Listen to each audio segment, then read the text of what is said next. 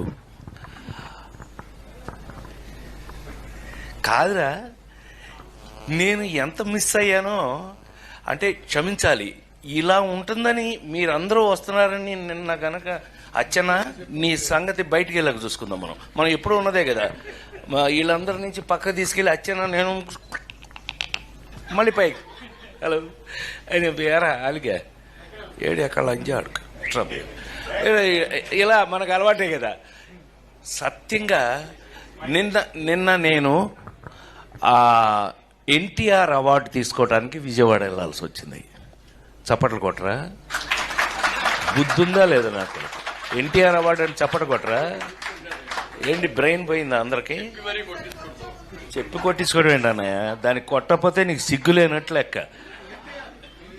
విశ్వవిఖ్యాత నట సార్వభౌమ నందమూరి తారక రామారావు. సో అది ఆ అవార్డు నిన్న ఈ